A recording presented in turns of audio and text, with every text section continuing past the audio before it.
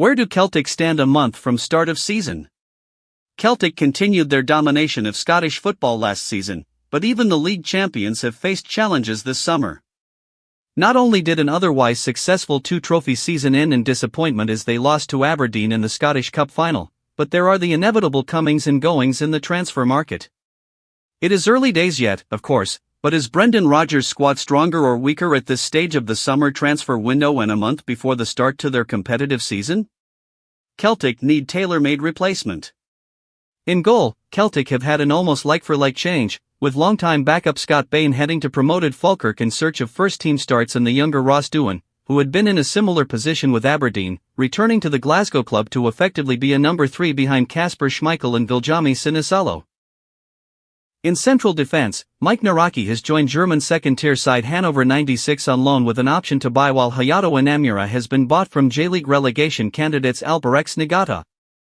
However, although the Polish 24-year-old made all of 5 appearances last season, it appears that the Japanese player, 1 year younger, will not be a straight replacement, considering Rodgers is thinking of sending him straight out on loan. It is at left back, though, where the Celtic face a more taxing transfer dilemma. The return of Kieran Tierney at the end of his Arsenal contract was generally welcomed as a marquee signing that will strengthen the starting 11. However, with fellow Scotland defender Greg Taylor rejecting a new deal and joining PAOK in Greece, and experienced backup Jeffrey Schlupp returning to Crystal Palace at the end of his loan, it leaves Celtic with a tough sell for any potential replacement, according to former Falkirk striker Rory Loy.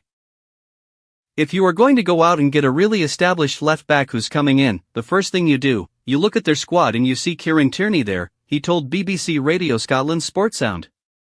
It is a hard thing to say to a left back that you're coming in as second choice.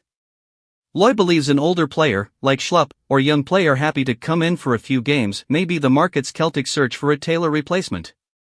Former Scotland midfielder Leon Crichton, though, believes that Tierney's history of injuries, he rarely finishes games he does play, mean any backup will play a considerable amount of time.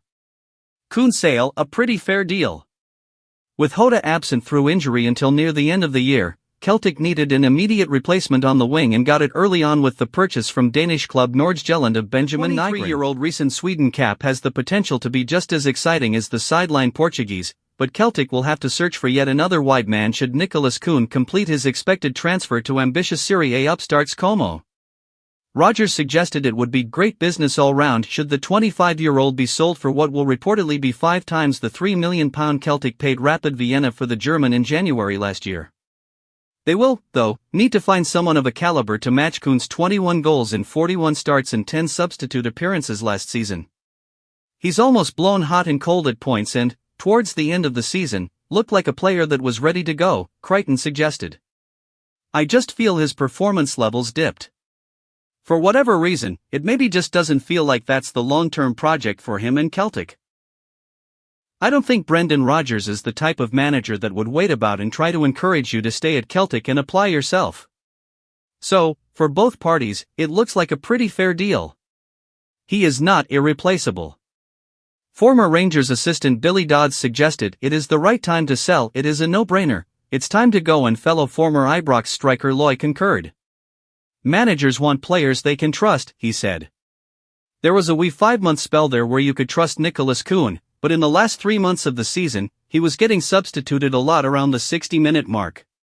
Desperate to get Maeda back wide. While West Ham United raided Celtic Park for prospect Daniel Cummings, the Scottish champions returned the favour by taking fellow 19-year-old striker Callum Osimhen from Fulham. Johnny Kenny, meanwhile, will be hoping to persuade Rodgers that he is ready for more first-team action after the 22-year-old made some fleeting appearances at the end of last season after impressing for Shamrock Rovers in the Conference League. However, with the Celtic manager admitting he is considering another loan for the Irishman, he will be looking elsewhere for the delayed replacement for Kyogo Furuhashi, who left in January for Rennes but this weekend joined Birmingham City.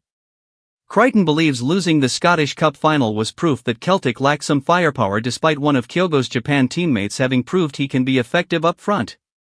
Daizen Maeda does a real good job through the middle. Adam Ida is there as well, she said. But Celtic are a team that scores goals from all over the pitch. Dodds suggested, surely they are going to have to add a striker. They are desperate to get Maeda back out wide. They can use him as an emergency striker, scores a lot of goals, but surely they are wanting somebody of a type to give competition to Ida and usually get it right. Loy believes, looking at Celtic's early moves in the transfer market, quite possibly they are slightly weaker, but points out they normally wait until close to the end of the transfer window.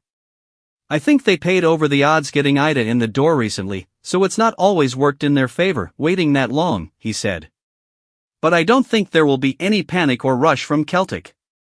If you look at Kyogo and Kuhn, that's another £25 million to add to all the other transfers. Loy thinks bigger signings might hinge on Celtic winning their Champions League playoff. Celtic fans need to be a bit more patient than other clubs, but they are in a very good position, he said. Dodds pointed out that Celtic don't panic despite supporters urging them to dip into the money they have in the bank. They take their time and usually get it right, he said. Dodds, who finished the season as Rangers' assistant head coach, suggested that only 30% of the squad he and Barry Ferguson had were right for the club. Celtic have 80% of their squad right and 20% wrong, he thought. They have got it right, so they don't have to rush, but the Celtic fans, having lost to Aberdeen, won't accept another hiccup. Are they good enough just now to compete with the squad they've got? Absolutely, but they have to add a bit more firepower, Crichton concluded. Don't forget to subscribe for the latest match updates.